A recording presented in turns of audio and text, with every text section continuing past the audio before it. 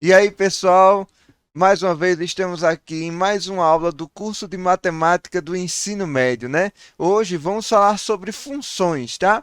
Uma introdução, entender como identificá-las, como funciona e tudo mais. Hoje, é, a aula vai ser um pouco extensa, pode ser que seja dividido em duas, tá? Eu vou pensar ainda se faço essa divisão. Mas fica aí, se vocês verem um vídeo aí com parte um, é porque essa aula foi dividida em duas, porque é um pouco extenso o conteúdo. É muita definição, tá? Não são tantas contas, é mais definição, porque a partir do conhecimento que a gente adquire hoje, aí sim a gente vai entrar numa parte mais divertida. Eu sei que para algumas pessoas não é tão divertido, mas é sim uma parte melhor do que essa, pelo menos para mim, né? Da matemática, beleza? Então vamos iniciar. Então, iniciando, nós temos aí, né? Funções, curso de matemática do ensino médio e temos o livro que está servindo de base teórica para o nosso para as nossas apresentações, base teórica e fonte, né, de exemplos e exercícios também. Antes de falarmos sobre o que é função, a gente vai trabalhar também com um sistema cartesiano ortogonal. Que danado é isso? O sistema cartesiano ortogonal é o que a gente já está acostumado de ver um gráfico, tá? Aqueles eixos x e y que a gente encontra, né? Sempre nos problemas, né? Ó, x, na verdade, isso aqui é y, e aqui o x, aqui é o zero, enfim, é o nosso sistema cartesiano ortogonal. Ortogonal porque aqui a gente trabalha com eixos a 90 graus, beleza? Então, esse sistema ele é caracterizado justamente por essas duas retas perpendiculares, tá? Entre si, e que esse ponto aqui, central, onde elas se encontram, é chamado de origem, tá? Geralmente a gente coloca o zero ali, tá? Mas pode acontecer em algum gráfico não ser o valor zero, tá? Vai depender do que a gente queira representar e como representar em um gráfico. Mas eu preciso, antes de continuar, que vocês conheçam mais a fundo esse sistema. Então aqui nós temos ele. É, eu não sei, acredito que esteja no tamanho bom. Aqui para mim está no tamanho bom na gravação também. Pode ser que para algumas pessoas fique pequeno no celular, mas acredito que não. Tentei maximizar ao máximo. Infelizmente, o GeoGebra eu não encontrei nenhuma função para aumentar os números dos eixos. Inclusive, fica aí um ótimo programa para vocês, no caso, utilizarem como base para criar gráficos e analisar essa parte geométrica da matemática, GeoGebra. A gente vai ter escrito aqui durante essa apresentação e aí vocês podem procurar baixar, que ele é gratuito, tá? Então nós temos aqui o sistema. Ele tem alguns elementos nele. O eixo das ordenadas. Quando a gente fala ordenadas, sempre é esse eixo aqui que é na vertical, tá? O eixo Y e o eixo das abscissas, que nesse caso aqui é o eixo X, mas é esse eixo da horizontal, tá? Então, sempre que vocês ouvirem essas duas palavras, ordenadas e abscissas, em um gráfico, a gente está falando dos eixos, tá? Ordenadas o Y e abscissas o X. Temos também o ponto de origem, que é o centro, né? O centro não, é o encontro desses dois eixos. Temos também as regiões que são chamadas de quadrantes. Quadrantes é toda essa região aqui, ó. Esse quadrilátero aqui, ó, formado entre esses dois eixos aqui. E eles são sempre nomeados, na verdade, numerados, ordenados, no sentido anti-horário, tá? Então, esse aqui é o primeiro quadrante, segundo, terceiro e quarto quadrante. Beleza? Então, algumas vezes a gente vai procurar alguns detalhes. Ah, está no primeiro quadrante, no segundo quadrante, numa questão pode aparecer e tal. Ou em algum exemplo que tenha muito muitas retas, muitos desenhos aqui nesse gráfico, a gente pode focar também em um dos quadrantes para analisar e tal, beleza? Esse sistema cartesiano, ele serve para a gente organizar, no caso que a gente chama de par ordenado, que na verdade esse par ordenado é um ponto, só que ele precisa de um par de coordenadas, tá? No caso, ele precisa de uma coordenada x e uma coordenada y para que a gente possa sempre identificar onde é esse ponto. Então, quando a gente falar par ordenado ou ponto em um sistema cartesiano, a gente está falando da mesma coisa, tá? Aqui nós temos a representação. Eles apresentam uma ordem de posicionamento do que é x e do que é y. Primeiro, vem o nome do ponto, uma letra maiúscula, né? Depois, dentro dos parênteses, vem a coordenada em x e por segundo vem a coordenada em y. Sempre nessa mesma ordem, sempre coordenada x e depois coordenada y, tá? Aqui nós temos alguns exemplos. O ponto A, que em x é o 3 e em y é o 5. O ponto B, que é 1,2 em x e 5,3 em y.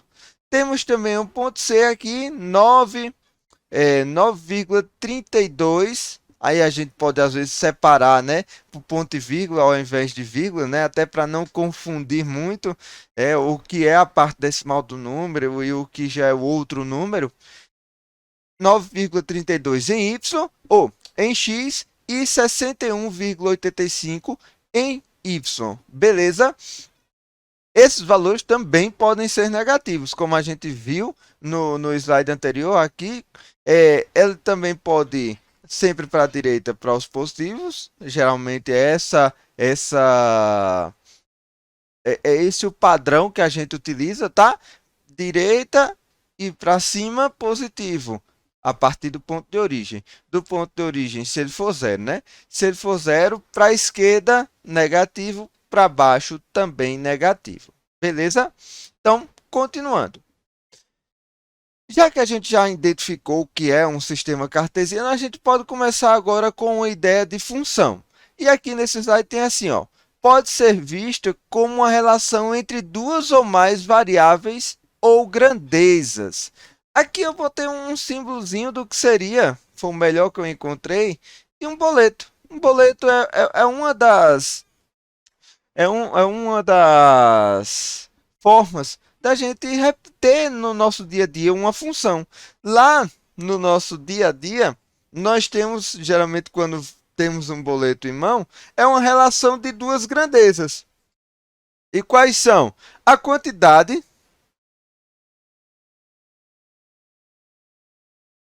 de um produto que a gente está comprando relacionado com o valor que vamos pagar. Então, a gente está fazendo uma relação entre a quantidade e o valor. Geralmente, é o valor igual ao número, no caso, a uma quantidade, vezes o preço, tá?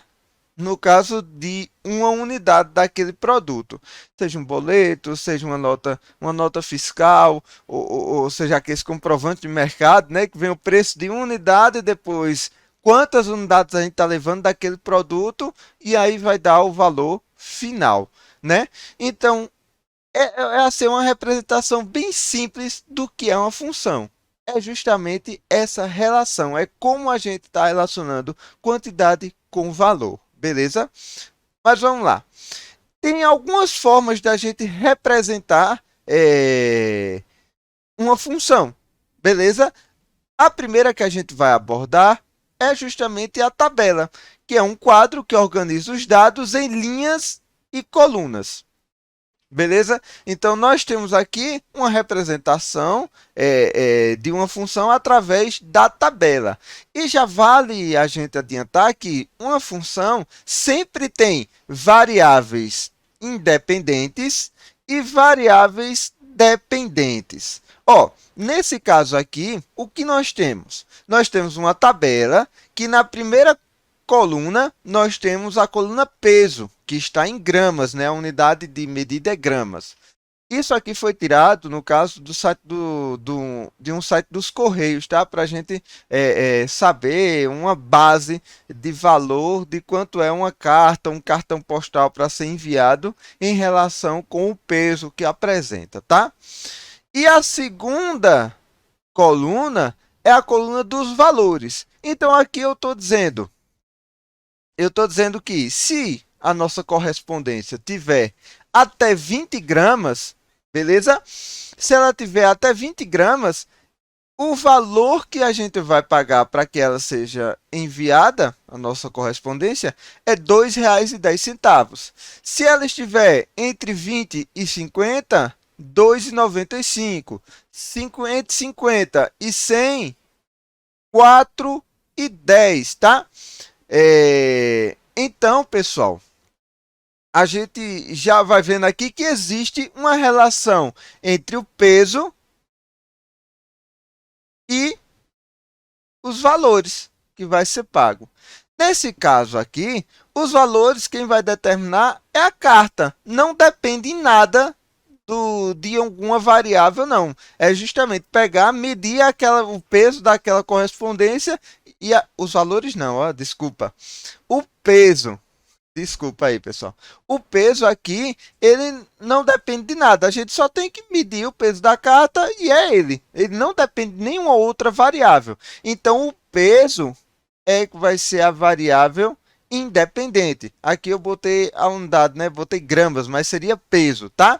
Já os valores, se eu chegasse assim, qual é o valor que vai ser para ser enviado essa carta? Você me responderia, depende do peso. Se ela tiver acima de 250 até 300 gramas, ela vai ter um valor de 7,80. Então, significa que a variável dos valores, o preço, ela tem uma dependência da variável independente, ou seja, a variável dos valores é uma variável dependente. Toda função vai ter variáveis dependentes e variável independente, tá, pessoal? Quando eu falo variáveis dependentes, é porque às vezes pode ter uma função com mais de uma variável, tá? Mas aqui a gente só vai estudar com uma, beleza? Uma variável apenas. Tranquilo, né? Então, vamos lá. Continuando. Só. Beleza, beleza. Sim, uma coisa que eu quero só mostrar para vocês de uma linguagem, se essa carta tivesse 20 gramas, eu cobraria 2,10 ou 2,95. Eu quero que vocês se atentem a essa palavra aqui, acima, tá? Então, para ele entrar nessa segunda categoria aqui, ela precisaria estar no mínimo 21, vamos botar aqui 1 grama, teria que ser maior que, e a gente viu na nossa aula anterior que maior que exclui esse extremo, né? Então, esse acima está excluindo esse extremo inferior, que é o 20. A mesma coisa aqui do 50. Se ela pesasse 50 gramas, entraria ainda nessa segunda aqui condição e não nessa terceira, beleza? Agora, se ela tivesse 51, 50,5, ela é maior que, entendeu? Que 50. Então, aí sim entraria aqui, beleza? Então, agora podemos continuar. Temos também outra forma de representar a nossa função é através de um gráfico. Aqui eu peguei um gráfico bem maluco, tá? Para a gente já estudar ele, já estudar não, só para ilustrar, tá? Aqui esse gráfico é de uma função, tá? Uma função que a gente não precisa saber aqui, a gente só precisa entender nesse momento que ela está sendo representada por essa linha roxa num sistema cartesiano ortogonal. Sempre que a gente for representar uma função através de um gráfico, a gente vai acabar utilizando esse sistema cartesiano ortogonal, beleza? Então, aí nós vamos ter a variável independente, o eixo x, beleza? E a variável dependente, o eixo y. O valor de y, ele depende do valor de x para que a gente saiba quanto é, beleza? E nós temos, por fim, a lei de formação, tá? A lei de formação, ó, quando podemos expressar essa dependência da variável dependente com a independente por meio de uma expressão algébrica, chamamos de lei de formação, beleza? Então, nós temos aqui, ó, a relação entre a área de um quadrado, beleza? Com o lado que esse quadrado tem, o lado de um quadrado.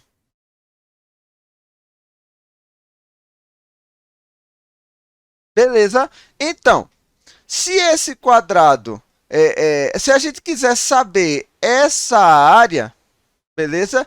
A gente precisa conhecer primeiro o lado do quadrado, porque como a gente viu lá no nivelamento de matemática, né?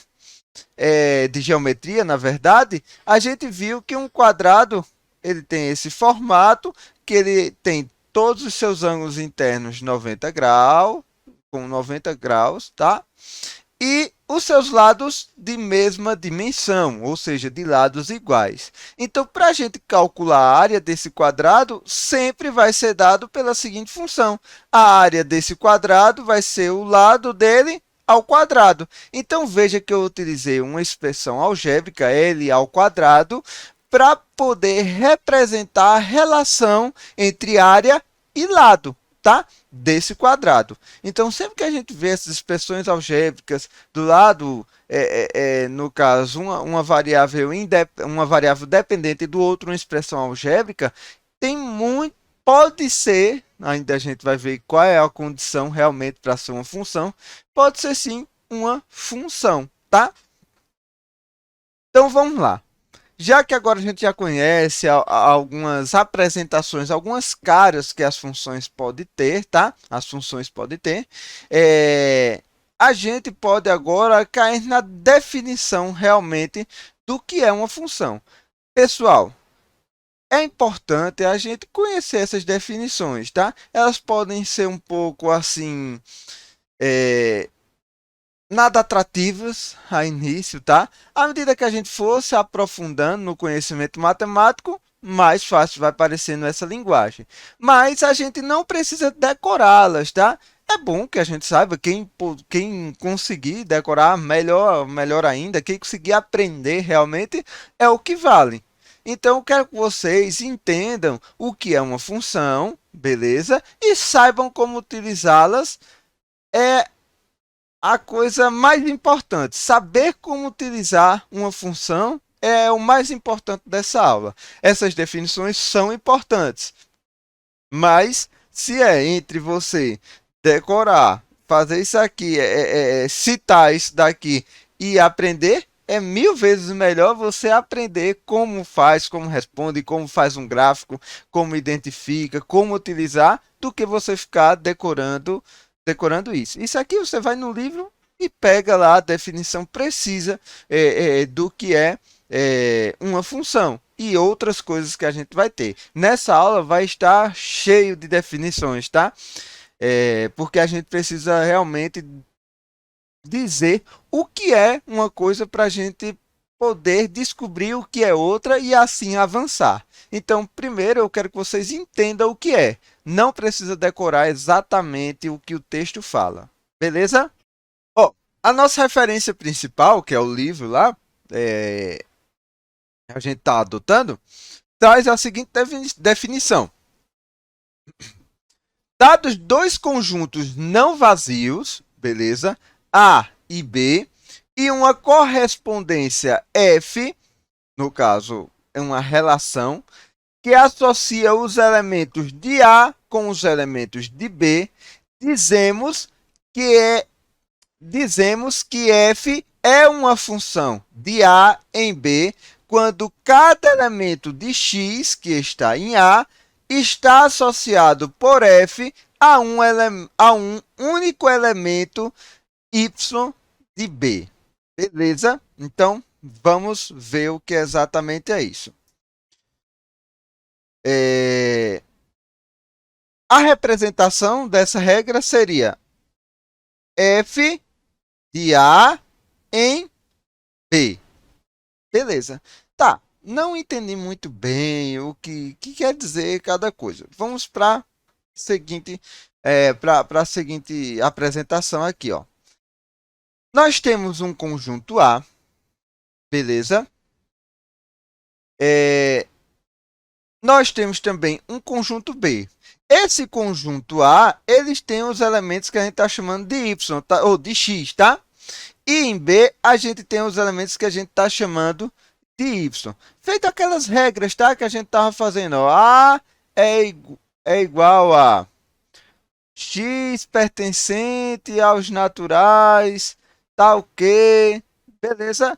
Quando não tem esse X aqui, não é uma variável para representar os elementos de A? Pronto. Então, nós temos uma variável para representar os elementos de A e nós temos uma variável y para representar os elementos de B.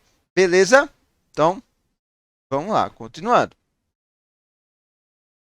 Então, se a gente tiver uma relação, que nesse caso é essa daqui, ó, a lei de formação, que aqui está representado por essas setinhas aqui, beleza? Se a gente tiver uma relação que liga todos os elementos de A, ou seja, todos os números que possam estar nesse conjunto, que aqui são 3, beleza? Ligam todos os elementos de A um elemento de Y, isso aqui, essa relação é uma função. Ou seja, nós temos que ligar todos os elementos de A apenas... Cada elemento de A há apenas um elemento de Y, tá? Então, isso daqui, pessoal, é uma função, porque nós temos 3 elementos em A, e esses 3 elementos de A estão ligados a cada um a apenas um elemento de Y, certo?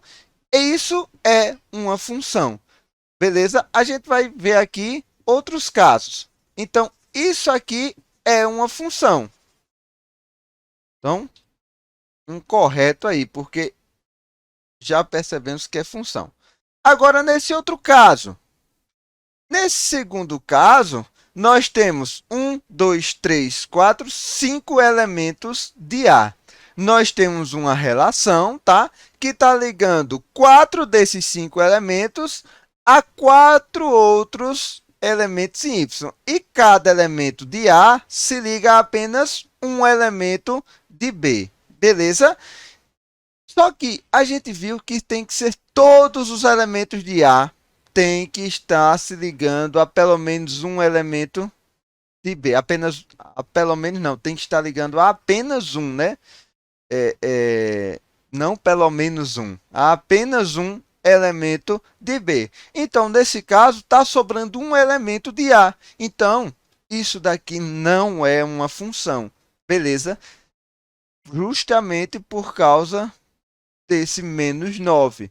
Esse menos 9 aqui inviabilizou o que seria uma função. Então, y igual a x, nesse caso aqui, com esse conjunto A e esse conjunto B, não é uma função. A gente vai ver que isso aqui pode ser uma função. Vai depender do conjunto A ou do conjunto B, tá? Mais do conjunto A do que o do B. Aqui nós temos o conjunto A, que é composto por 1, 2, 3, 4 elementos, que é menos 3, menos 1, 1 e 3, beleza? E nós temos o conjunto B, que tem 1, 2, 3, 4 elementos, que é o 0, 9, 6 e 1, beleza? Esses elementos de A e os elementos de B estão sendo interligados através dessa relação y igual a x ao quadrado. Beleza. Vamos ver se y igual a x ao quadrado é uma função. Se for para ser uma função, Essa relação tem que ligar todos os elementos de A a cada um a pelo menos não, apenas um elemento de B. Ó, o 3 está ligado ao 9, o menos 3 está ligado ao 9, o menos 1 está ligado ao 1, o 1 está ligado ao 1 e o 3 está ligado ao 9. Tá, pessoal? Vai seguindo as setinhas aí, tá?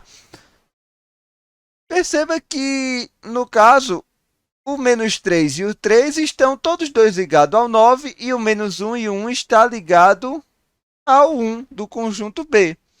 E pode?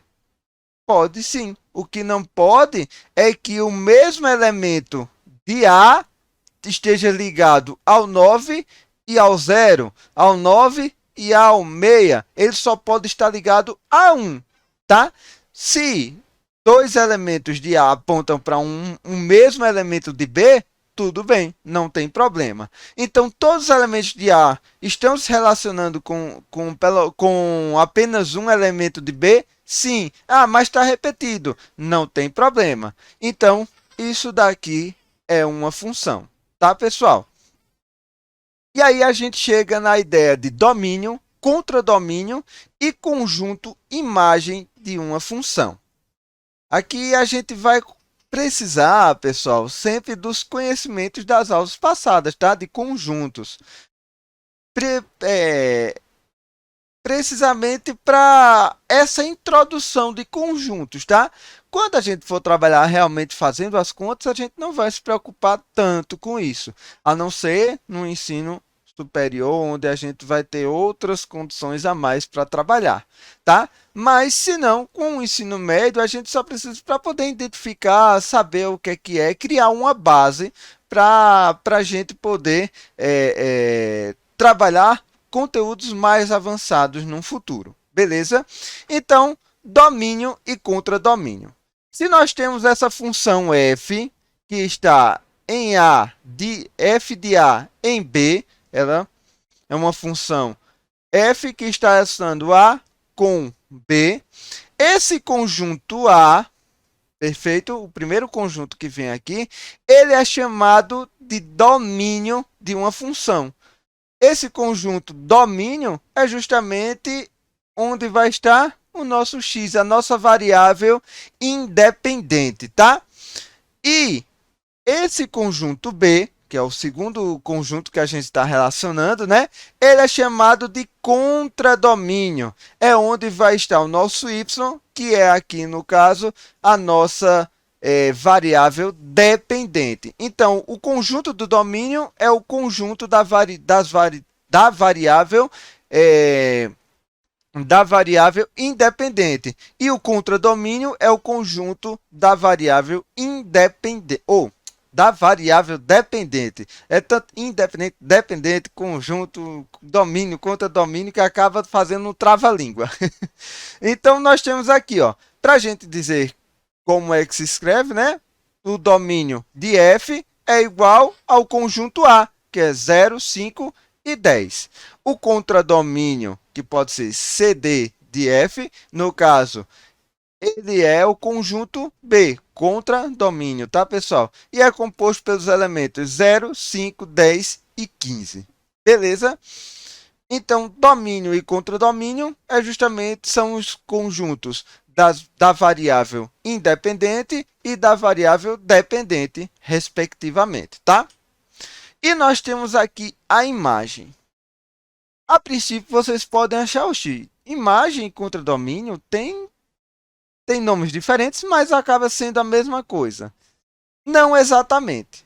A gente vai ver essa diferença. Ó, imagem são os valores de x depois que passaram pela função, ou seja, o valor de y. Então, aqui, nós temos aqui a imagem são os valores que estavam aqui, passaram pela transformação que a função dá, beleza? Nesse caso aqui, y é igual a x mais 5, a função seria essa, beleza? Então, quando esses números 0, 5 e 10 estão passando pela função, eles vão se transformar em outros números, né? O 0 vai se tornar o 5, graças a essa expressão algébrica. O 5 vai se transformar em 10 e o 10 vai se corresponder, vai se transformar não, né? Vai corresponder a esse 15. E esses três valores aqui é o conjunto imagem. Eu quero que vocês observem a diferença entre contradomínio de f, que é, abre chaves, 0, 5, 10 e 15, e a imagem de f, beleza? Que é 5, 10 e 15. Veja que no contradomínio nós temos o 0 e na imagem não. Por quê? Porque não teve nenhum valor aqui no domínio que, quando foi transformado, resultou no valor de 0. Então, 0 faz parte do conjunto da variável independente, mas ele não foi utilizado, ou seja, ele ficou sobrando. E se ele ficou sobrando, ele não faz parte da imagem. A imagem são todos os valores do contradomínio que são resultados da função dos valores que estavam no conjunto do domínio, ou seja, em A. E muitas vezes, pessoal, a gente vai encontrar essa notação. Essa notação e y é a mesma coisa. Y é igual a f de x, é a mesma coisa. A gente escrever f de x é igual a x mais 5, ó. F é a função que tem a sua variável independente, x, é igual a x mais 5. Ou a gente pode dizer a variável dependente é igual a x mais 5, tá? A gente vai encontrar das duas formas. Essa aqui é legal porque ela já mostra quem é a variável independente logo já de cara, né? Então, ó, o conjunto formado por todas as imagens de uma função é o conjunto imagem. No caso, imagem é cada elemento. Então, ó, a imagem de f de 0 é igual a 5. A imagem de f de 5 é igual a 10. A imagem de f de 10 é igual a... Opa! É igual a 15. Beleza? E um conjunto formado por todas essas imagens é o conjunto imagem de f, como está aqui, né? E eu quero que vocês percebam, que eu já falei, né, que esse conjunto imagem está contido no contradomínio. Ele nunca vai ser maior do que o contradomínio. Ele pode até ser igual ao contradomínio, mas nunca maior. Então, nesse caso aqui, ele é menor, tá? E mesmo se ele fosse igual, ele estaria também contido, né? A gente viu que dois conjuntos, quando são iguais, é porque um contém o outro. Um está contido no outro. Beleza? Então, vamos continuar. Ó,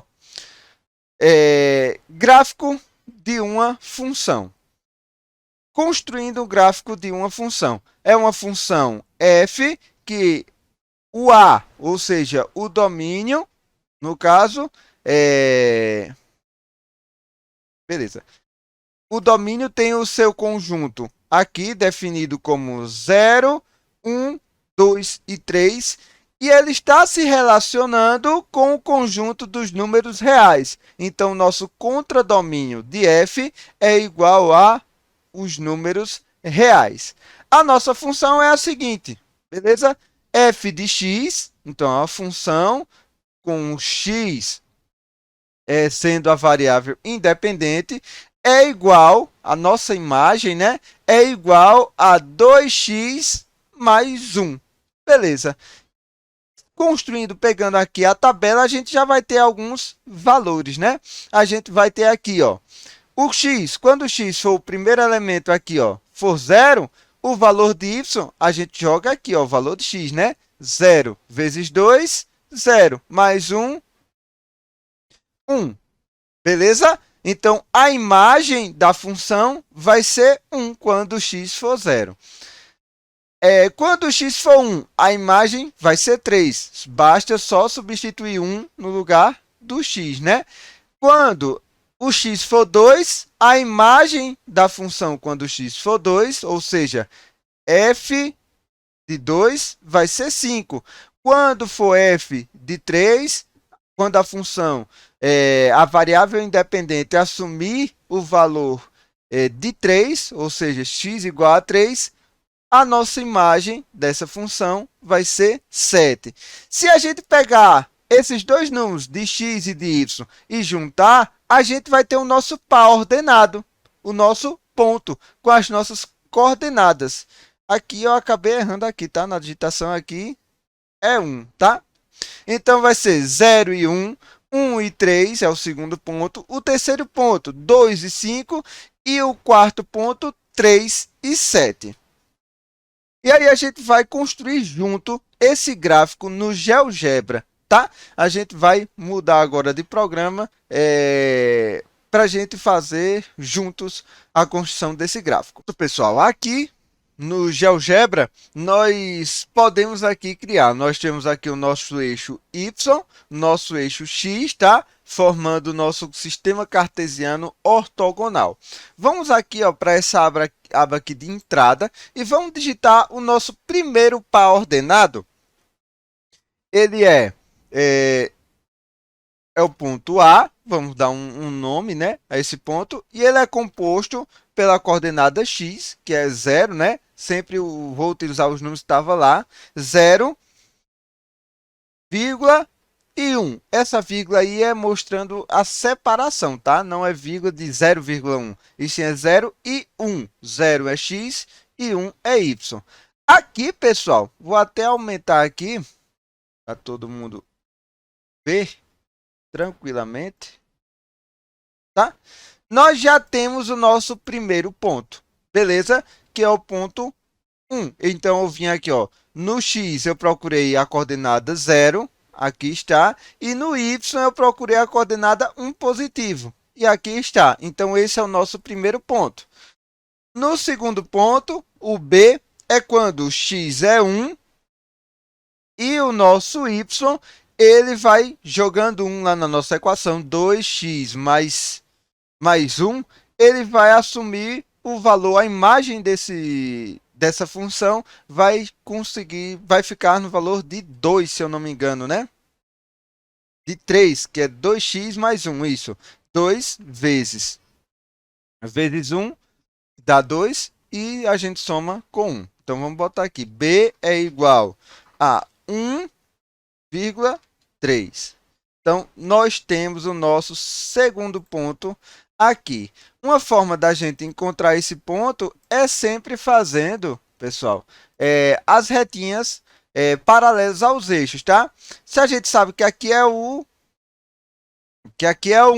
e aqui é o 3 do 1 e x e 3 do y, a gente pode fazer essas retinhas aqui, ó, para que a gente saiba onde exatamente para a gente nunca perder o ponto exato da onde é. Isso quando a gente vai construir no papel, da onde é o ponto, tá? Quando a gente vai construir no papel, essas setinhas são muito importantes, fazer esse pontilhado. Esse pontilhado, ele é pontilhado porque ele não está representando uma trajetória, alguma coisa. Ele está só apenas marcando para onde encontrar essas duas retinhas paralelas aos eixos, é exatamente o ponto que a gente está procurando. Então, a gente vem traçando no y, a gente pega a coordenada dele, no caso 3, e começa a traçar uma retinha na horizontal. E no x, a gente pega a coordenada do x e faz uma retinha na vertical. Então, vamos agora para o nosso... Eu vou até esconder esses pontos. Pronto. Vamos agora para o nosso terceiro ponto. No caso, já está usando até o D, eu vou botar como é. É igual, agora é o x valendo 2. 2 vezes 2, 4. Mais 1, 5, né? Então, x é 2 e y é 5. Nós temos aqui. E da próxima vez eu vou até fazer ao contrário. Eu vou primeiro fazer as retinhas para mostrar para vocês. E aí sim fazer o ponto. Vou tentar, né? Na verdade. Agora nós temos o quê? Nós temos o quarto e último ponto, né? Eram só 4 pontos que a gente tinha lá no nosso domínio. Então, o nosso último ponto é o ponto quando x é 3. Quando x é 3, vai ser 2 vezes 3 dá 6, mais 1, 7. Então, vamos pegar aqui, ó, do 3, vamos subir até aqui, e do y no 7, vamos subir até aqui. E encontramos o nosso ponto, né? Vou botar aqui como pontilhado, pontilhado, pontilhado, esconder esse ponto, esse ponto, esse e esse. Pronto. E vamos aumentar esse aqui. Pronto, pessoal. Como o nosso domínio só é 0, 1, 2 e 3, são todos os pontos que a gente vai plotar, tá? Que a gente vai desenhar no gráfico. Então, aqui, voltando para a apresentação, nós temos aqui, para vocês terem um material, né, bem bonitinho aí para vocês, nós temos aqui o gráfico formado. Também nós temos aqui, ó, outros gráficos, né? Esse roxinho aqui, pessoal, ele é uma função. A gente consegue identificar uma função mesmo sem conhecer a lei de formação e sem conhecer todos os elementos dos dois conjuntos, tanto do domínio e do contradomínio. Por meio de quê? Por meio do gráfico. Se a gente pegar aqui qualquer valor de x e for calculando, no caso, ele não vai nunca ter dois resultados. E esse conjunto aqui, o conjunto do domínio, ele está, domínio de f, ele está definido em A, então, quer dizer, definido não, ele é um intervalo que vai de A, incluindo o A, até o B, só que sem incluir o B. Olha a bolinha aberta aqui, beleza? Então, ele tem todos esses pontos. E todos esses pontos aqui, eles correspondem a esses pontos aqui de y. Não tem nenhum ponto em x que não tenha um y associado a ele, tá? Então, isso daqui é uma função, tá? Já essa segunda aqui não é uma função. Por quê? Se a gente pegar o valor aqui, ó, esse valor aqui de x, se a gente pegar ele e traçar uma reta subindo, ele vai bater em um valor em y. E se a gente traçar outra descendo, ele vai bater em outro valor em y. Logo, isso daqui não é uma função. Isso daí é uma equação. Inclusive, é uma equação de um semicírculo, tá? Que a gente vai aprender lá na frente. Mas não é uma função porque o x é o mesmo ponto em x, e aí tem infinitos pontos em x que apresentam dois valores, a gente tem dois resultados em y, e isso não pode, tá? Um y pode ter 2x associado a ele, mas um x só pode ter um y associado a ele. Beleza? Para ser uma função, tá? Não é que isso aqui está errado. Não, tá certo, o gráfico está correto. Agora, isso não é uma função. Beleza? E aí a gente chega num assunto interessante. Variação de uma função. Variação de uma função. Nós temos aqui, ó, a seguinte função. H de t. Então, a função h, que tem a sua variável independente, o t, que é igual a menos 1 meio vezes t ao quadrado mais 3t. Nós temos a tabela aí com alguns pontos, tá? com alguns pontos sendo mostrados, foram calculados, só para exemplificar. E nós temos o gráfico dela também feito aí, né? Partindo do zero, né? Nesse caso, partindo do zero, crescendo, ó, aumentando para 1, 2, 3, 4, 5 e 6. E aí a gente vai começar a se perguntar, certo, variação. A variação pode ser crescente, decrescente ou constante, tá? De uma função. E a gente vai começar justamente pela função crescente. Uma função ela é crescente, como está dizendo aí, quando f de A em B é crescente em um intervalo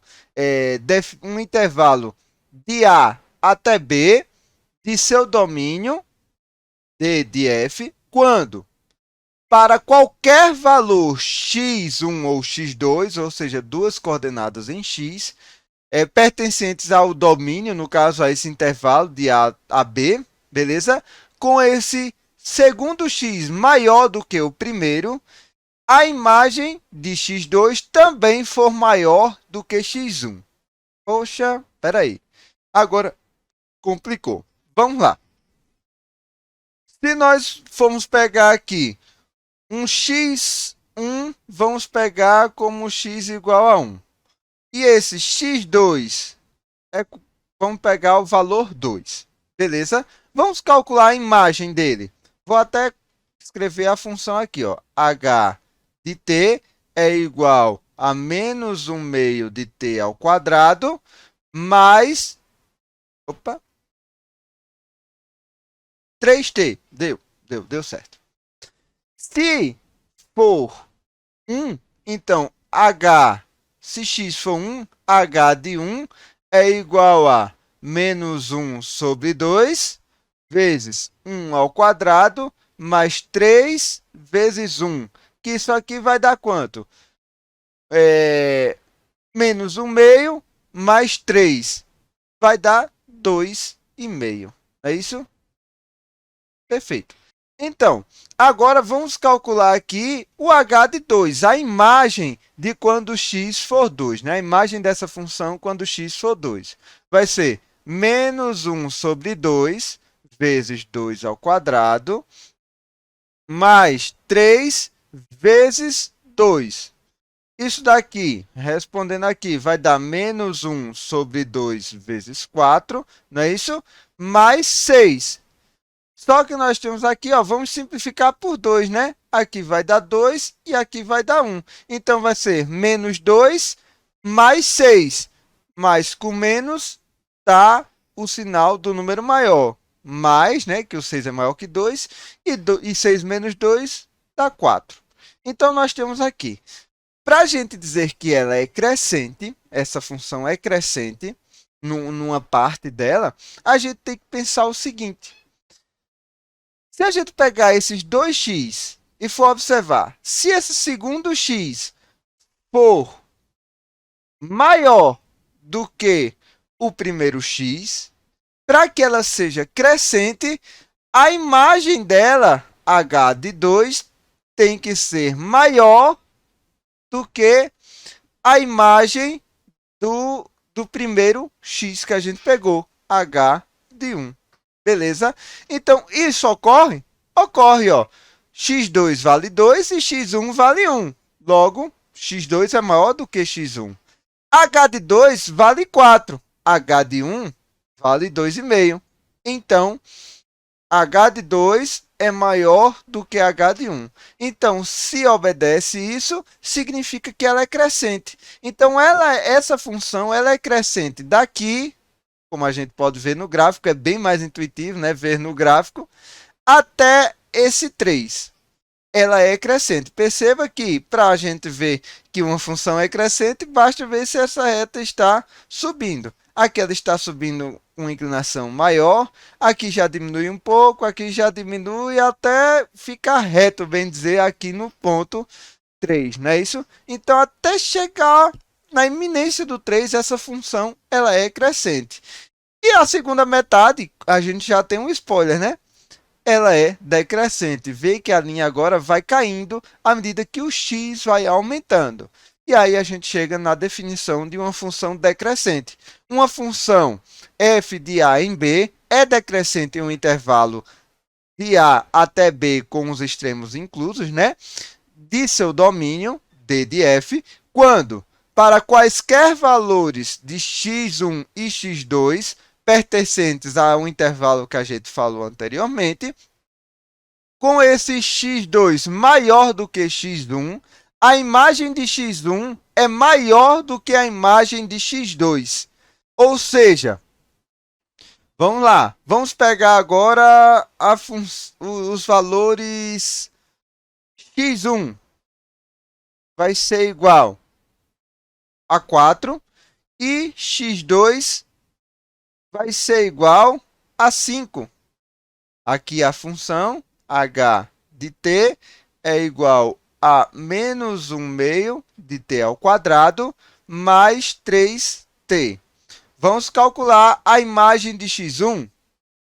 h de x1, que é 4, né? h de 4 vai ser 1 sobre 2 vezes 4 ao quadrado mais 3 vezes 4. Beleza?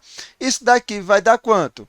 Vai dar menos 1 sobre 2 vezes 16 mais 3 vezes 4, 12. Beleza? Simplificando, aqui vai ficar 8 e aqui vai ficar 1. Menos 8 mais 12 deu 4. Tá? Positivo. Agora, h de x2, que é h de 5, vai ser menos 1 sobre 2 vezes 5 ao quadrado mais 3 vezes 5. Beleza? Então, continuando, isso daqui vai dar igual a quanto? Vai dar 1 sobre 2 vezes 25 mais 3 vezes 5, 15. Beleza? Só que aqui a gente não consegue simplificar sindicato, né? Mas vamos dividir, vai dar menos 25 dividido para 2, vai dar 12,5, não é isso? Mais 15. Isso daqui vai dar igual a 2,5. Tranquilo, né? Então, nós temos os valores aqui. Então, se a gente for analisar agora, vou escrever aqui em cima. Se a gente for analisar agora, vamos ver aqui, ó. x1, ele é maior... Opa, x1 não, né? x2, ele é maior do que x1? É sim. x2 é 5 e x1 é 4, não é isso? Agora, a imagem de x2, h de x2, ele é menor do que a imagem de h, a imagem de x1, que é h de x1, é sim. Ou seja, o segundo ponto tem um x maior, mas tem um y menor em relação ao primeiro. Então, significa que isso aqui está descendo, está diminuindo, tá? Então, mais uma vez, a gente já começa a entender a aplicação de saber o que é crescente e de identificar como é crescente e como é decrescente. E o mais fácil de todos é quando é constante. Uma função f de a em b, aí está errado aqui, é constante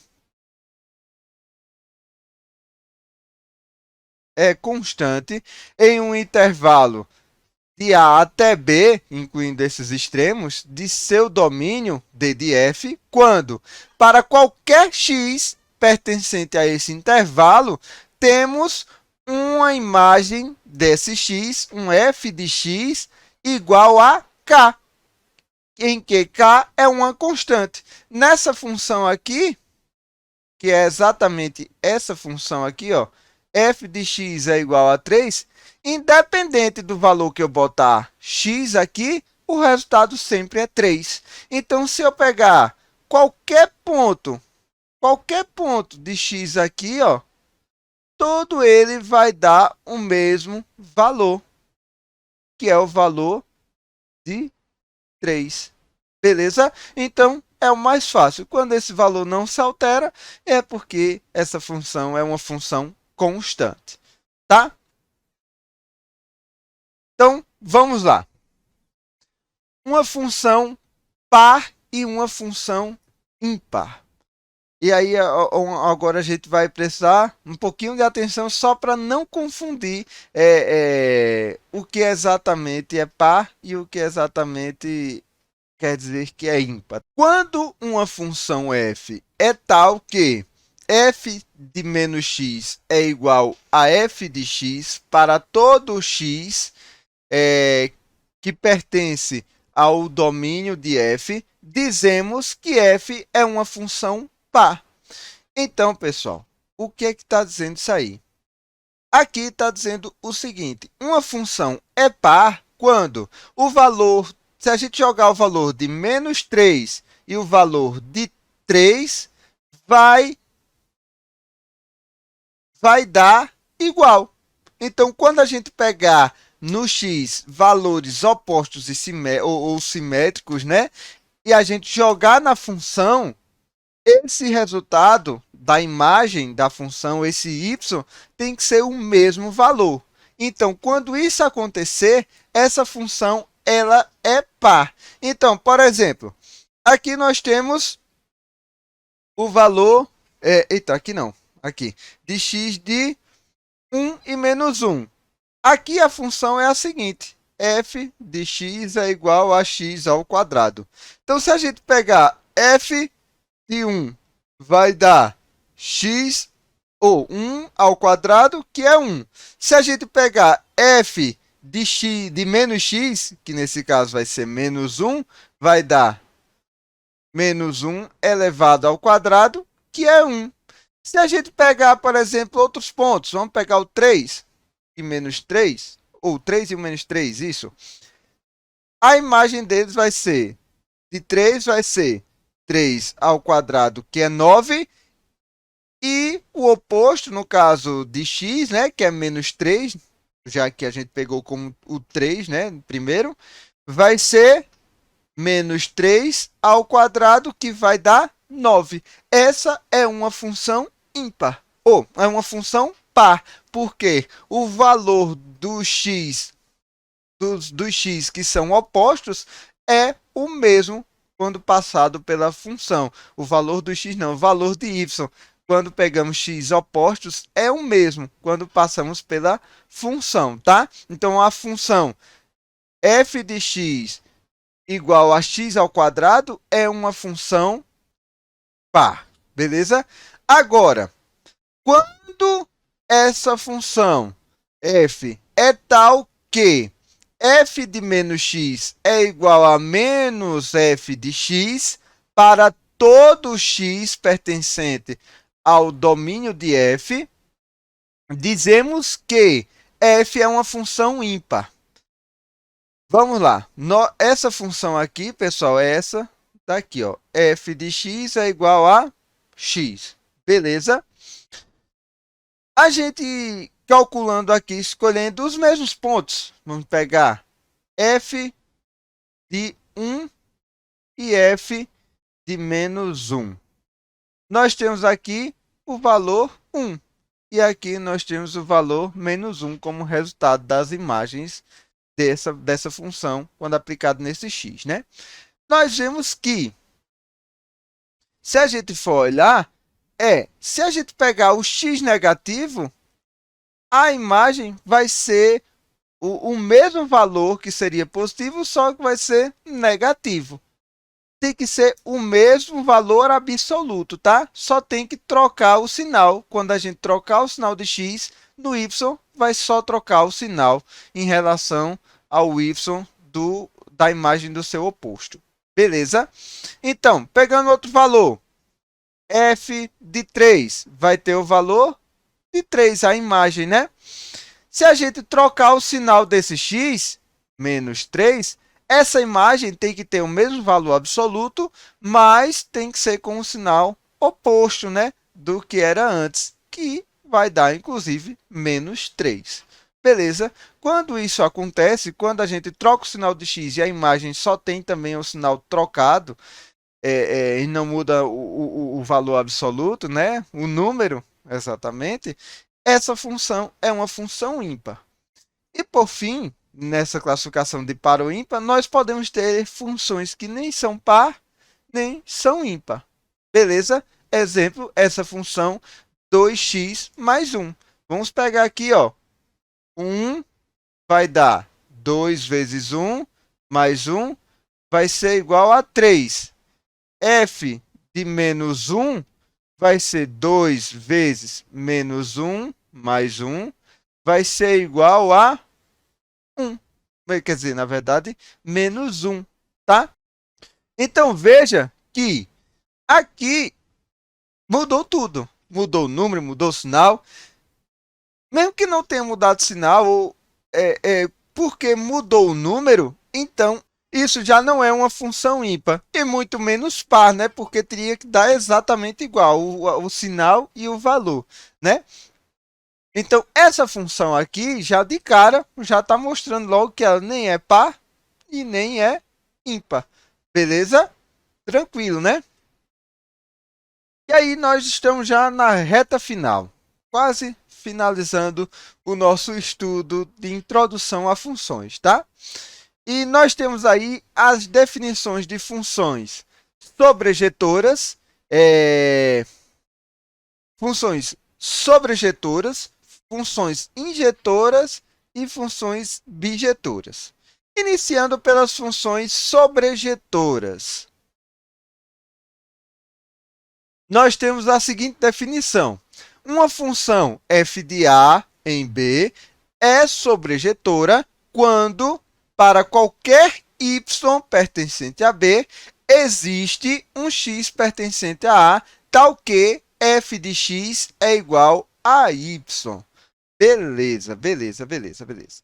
Então, qual que está dizendo aqui? Quando todo o conjunto B, beleza? Todo o conjunto B, ou seja, todos os elementos que participam do conjunto B, que seria o nosso conjunto do contradomínio, certo? Tem um x que está associado a ele por uma função, beleza? Mesmo que ele tenha mais de um x associado, como é o caso aqui do 9, tá? Mas ele tem pelo menos um. Não tem ninguém sobrando no conjunto do contradomínio. Quando não tem ninguém sobrando no conjunto do contradomínio, isso é uma função sobrejetora, tá? Agora, nós temos aqui a função injetora, que diz o seguinte: uma função f de A em B é injetora quando quaisquer x1 e x2 pertencentes a A com x1 diferente de x2, tivermos f de x1 diferente de f de x2. O que é que está dizendo aí? Para uma função ser injetora, quando a gente tiver x diferentes, elementos diferentes no nosso domínio, tá? Ele precisa ter no contradomínio imagens diferentes, tá? Imagens diferentes. Não pode compartilhar a mesma imagem. Como a gente já viu, que uma função pode sim o mesmo, elementos diferentes no domínio podem ter imagens iguais, mas para ela ser uma função injetora, elementos diferentes do domínio têm que ter imagens diferentes, tá? Não podem ter, compartilhar uma mesma imagem. Perceba também que aqui no contradomínio tem elementos sobrando. Isso pouco importa para a gente. Isso é uma propriedade da sobrejetora e não da injetora. A injetora é quando todos os de x diferentes têm imagens diferentes. Beleza? E por fim aqui nós temos a bijetora. A bijetora, a função bijetora, ela é bijetora quando essa função é sobrejetora e bijetora, ou seja, no contradomínio não tem ninguém sobrando, está todo mundo associado a um elemento do domínio, e no domínio, todo elemento diferente tem uma imagem diferente no contradomínio, no caso, no conjunto imagem, tá? Então, é a função que cada elemento do domínio tem um elemento no contradomínio. Cada diferente, tá? Então não tem ninguém sobrando de nenhum dos lados. Até porque se tivesse no domínio alguém sobrando, não seria uma função, não é isso? Então é bem simples aí essa ideia. É interessante mais para frente a gente voltar, porque é um conceito que a gente vai demorar muito para utilizar, tá? Então pode ser que a gente acabe se esquecendo. Então, no futuro, sempre volte a analisar essas definições de função par, função bijetora, injetora, sobrejetora, função ímpar e assim por diante. Esses conceitos são importantes relembrar para um futuro, tá? Que a gente vai estudar conteúdos mais avançados. Então, nós temos aqui essa função, que ela está aí no gráfico, tá? Pelo gráfico, a gente tem como ver se ela é uma função bijetora, sobrejetora ou injetora. Beleza? Nós podemos ver através do gráfico. Olhando aqui, a gente pode pegar um x, um ponto de x aqui, e olhar o seu oposto. Já de cara, a gente está vendo logo que é uma função par, né? Porque ela tem os mesmos valores. E já por isso, só por ela ser par, a gente já está percebendo que ela não pode ser uma função injetora. Por quê? Para ela ser injetora, cada x diferente tem que ter um y diferente, uma imagem diferente. E se ela não é injetora, ela não pode ser bijetora. Beleza? Essa aqui é uma função sobrejetora. Vamos ver se ela é sobrejetora. Isso vai depender do nosso contradomínio. Para que ela seja sobrejetora, não pode ter nenhum elemento, nenhum elemento no contradomínio da função sobrando, tá? Mas vamos determinar aqui. Se essa função, a gente definir aqui que que o, que o contradomínio dela, beleza? O contradomínio da função f são todos os números reais, aí essa função não é sobrejetora. Então, não seria sobrejetora. Agora, se o contradomínio dessa função for os reais não nulos, aí essa função ela é sobrejetora. Então, eu botei justamente essas condições para a gente perceber que o que é que tem a ver com o quê? Para a gente saber quando ela é injetora e quando ela é sobrejetora. Para a gente determinar se ela é sobrejetora, tem muito a ver com o contradomínio. Para a gente determinar se ela é injetora, tem muito a ver com o domínio e o contradomínio, a relação que eles têm, tá? Para saber se ela é injetora, a gente precisa saber dos outros dois tópicos anteriores. Se a gente tem essa função aqui, se a gente pegar aqui, ó, já de cara aqui a gente está vendo que esses elementos de x, ó, cada um x, se a gente traçar as retinhas aqui, ó, cada x aqui, ó, cada um deles tem o seu valor em y, beleza? E esses valores em y são diferentes.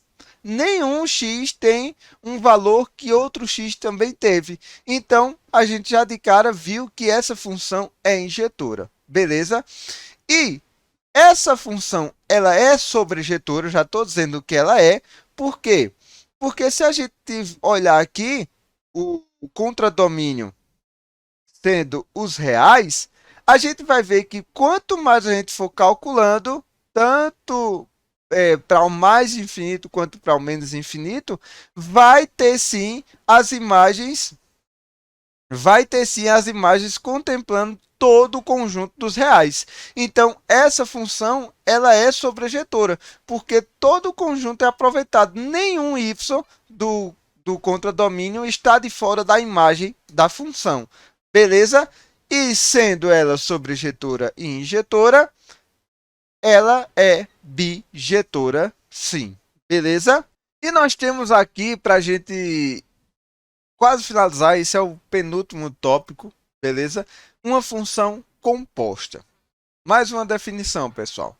Dadas as funções f de A em B e g de B em C, chamamos de função composta de G e F a função G composta de F de A em C, tal que G composta de F de X é igual a G de F de X para todo X pertencente a A.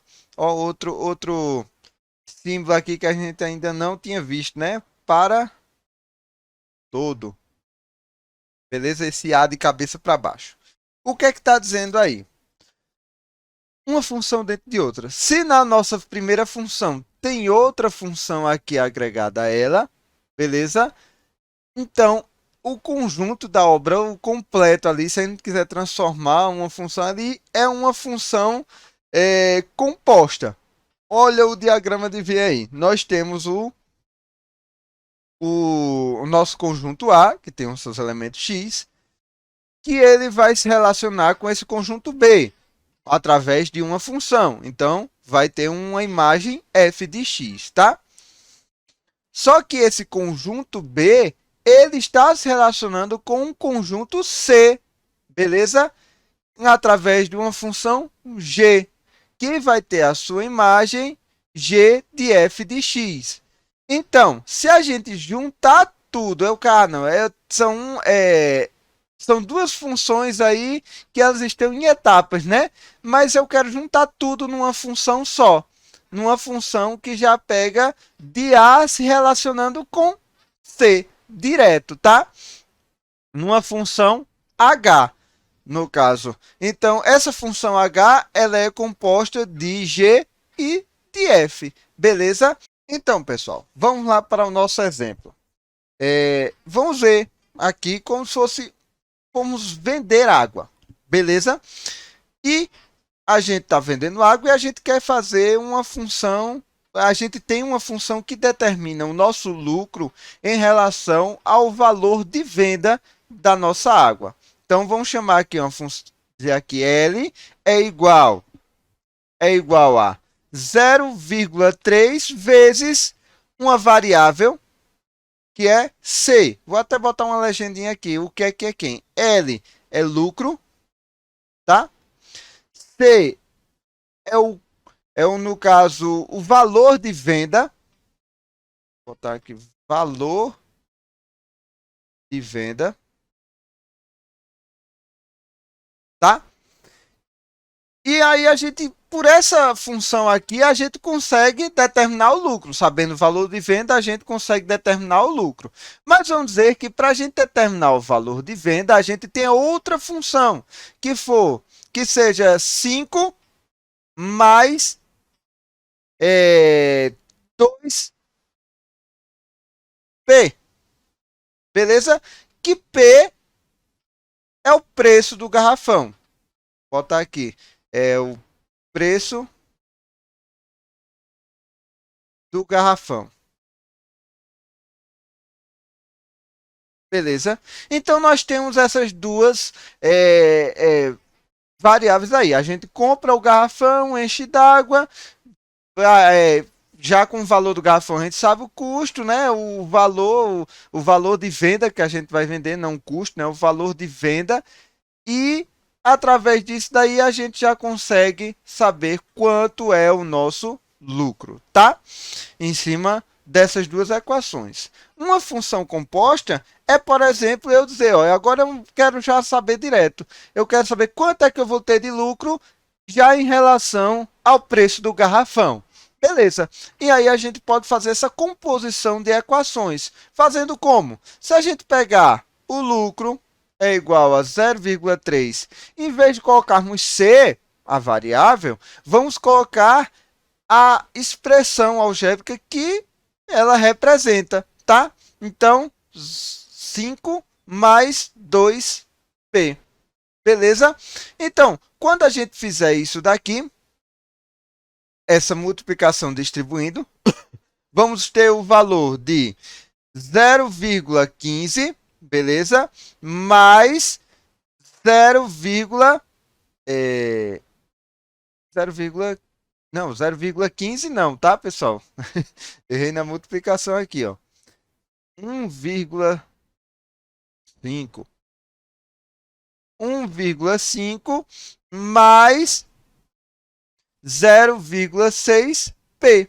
Então, já relacionamos aqui o lucro com com o preço do garrafão. Então, essa função aqui, final, ela é uma composição de L da função lucro, beleza? Com a função C, que é a nossa função do valor de venda, tá? Poderia até botar outra letra, né? Valor V, né? Para ficar melhor. Então, na prática, essa composição de funções que a gente vai utilizar é assim, tá? A gente não vai se preocupar tanto com os conceitos, tá? A princípio. Num futuro, a gente pode sim chegar a abordar assuntos que a gente vai precisar realmente relembrar o conceito ou pelo menos ter a ideia. Não se preocupem em decorar. E aí, por fim, pessoal, vamos ver aqui o que é uma função inversa. Último conceito, prometo a vocês, é uma aula cheia de muitas palavras difíceis, de muitos nomes malucos, né? De muitos conceitos que dão um nó na cabeça da gente. Ó.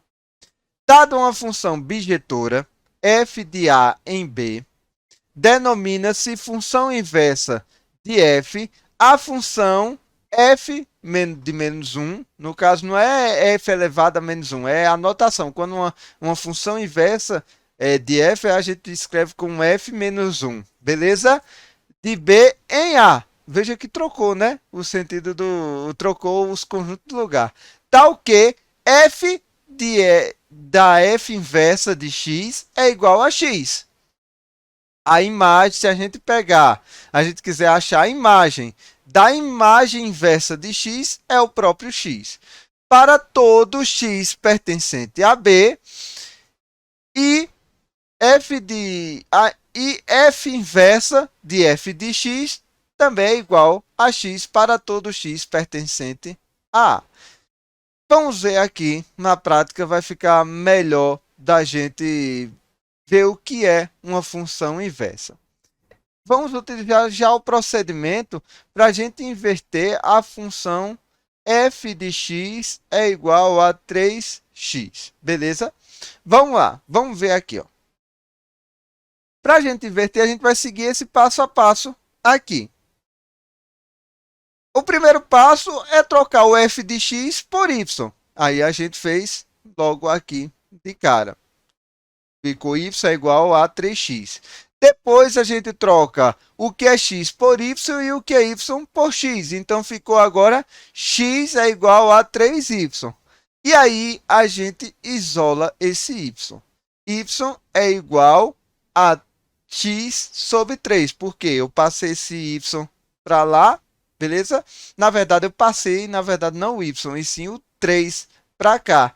Então, tá multiplicando, ele foi dividindo, né? Então, ficou y é igual a 3, ou é igual a x sobre 3. E, por fim, a gente vai substituir o y por f menos 1 de x. Beleza? Isso daqui é uma função inversa. Inversa de quem? Dessa função aqui, f de x igual a 3x. A inversa dela é f inverso de x é igual a x sobre 3. Na prática, pessoal, é isso. Mas vamos fazer mais uma vez a inversão de outra função um pouco mais complicada. Mas antes disso, eu só quero mostrar para vocês aí como é que ficaria o gráfico. Quando a gente tem no gráfico, a gente consegue também identificar, tá? Uma função inversa à outra. Quando a gente tem essa nossa função original, a inversa dela, que está aqui, representada por essa linha aqui, beleza? Ela é simétrica à nossa função original através desse eixo que é representado dessa linha aqui, x igual a y. Então, se a gente for olhar, os pontos de x aqui têm as mesmas distâncias. É como se a gente tivesse espelhado, mas o espelho estivesse na posição dessa linha pontilhada aqui. Beleza? Então, quando a gente olha uma função que está espelhada a outra em relação a essa linha de 45 graus aí que sai cruzando, né? O primeiro quadrante com o terceiro, ela é uma função inversa. Beleza? Então, vamos inverter essa função aqui, ó. Essa função f de x é igual a x mais 5 sobre 2x menos 3. E o domínio dela, pessoal, o domínio dessa função são os reais menos 3 sobre 2. O 3 sobre 2 está fora do domínio, porque se a gente substituir o x por 3 sobre 2, o denominador dessa função vai dar zero. E isso aí não pode, tá? Isso aí não pode na matemática a gente fazer uma divisão por zero, tá? Não é impossível, beleza? Então, vamos lá. Primeiro passo, trocar f de x por y, né? Fizemos aí. Segundo passo, é onde tiver x a gente vai colocar y e onde tiver y a gente vai colocar x, beleza? Então, também fizemos. E agora é isolar esse y. Para isso, o que é que foi feito? Peguei essa parte daqui, ó, e passei para o outro lado, beleza? Então, ficou x vezes 2y menos 3 igual a 5 mais y, igual a y mais 5, beleza? Então, o que é que a gente vai fazer agora? Fazer a multiplicação aqui, beleza? Então, ficou 2xy menos 3x igual a y mais 5. Tranquilo até aí, né? Nada além do que a gente já viu lá no nivelamento de matemática, não é isso? Continuando, eu quero isolar o y, né?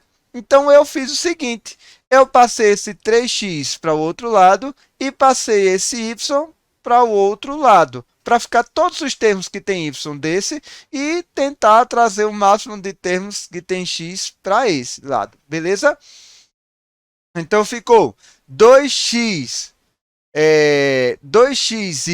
menos y é igual a 3x mais 5, beleza?